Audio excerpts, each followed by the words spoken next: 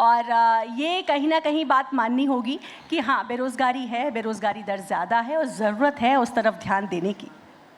विश्व का सबसे बड़ा देश, आज तो हमारी जनसंख्या भी 1 नंबर पर है, 140 करोड़ भारतीय।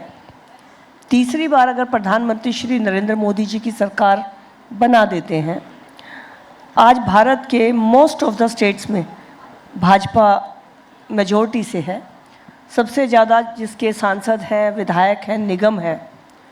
और अगर कुछ लोग कह रहे हैं कि नया भारत, तो नए भारत को आप समझ ही नहीं पा रहे हैं। और जिसने इस जनता जनार्दन को लाइटर मोड पर लेने की कोशिश की, जनता जनार्दन उनका यही हाल करती है, जो कि प्रत्यक्ष रूप से हमारे सामने आया। जनता को हम भगवान के रूप में मानते हैं, जनता की हर भावना को लेकर हम काम करते हैं। और इसीलिए जो आलोक जी ने कहा नया भारत ये है, नया भारत ये है, आलोक जी, नया भारत वो है जब कोविड की वैक्सीन पूरे भारत में 250 डोजेस फ्री दे दी जाती हैं और 100 से ज़्यादा देशों में फ्री भेज दी जाती हैं। और प्रधानमंत्री जी विदेश में जाते हैं तो वहाँ के राष्ट्रपति कोशिश करते हैं कि उनके पैर छू पाएं। ये नया भारत है।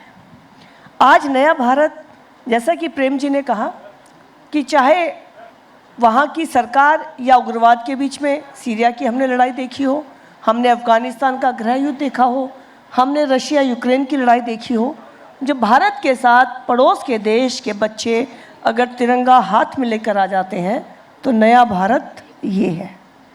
आज नया भारत वो है जिसे आप लिखने पढ़ने में साक्षर नहीं बना पाए, लेकिन उत्तराखंड के एक बिल्कुल कोने पे बैठा हुआ व्यक्ति फेसबुक, यूट्यूब चला रहा है, वो डिजिटल साक्षर है। तो नया भारत ये है। आज अगर उत्तराखंड में हम 50 रुपए की मैगी, लेह लद्दाख में मेरा भी जाना हुआ, 50 रुपए की मैगी खरीदते वक्त जब उन्हें पेटीएम से भुगतान किया, तो नया भारत ये है। तो दुनिया कैसी? मेरे जैसी। नया भारत तो बदल चुका है।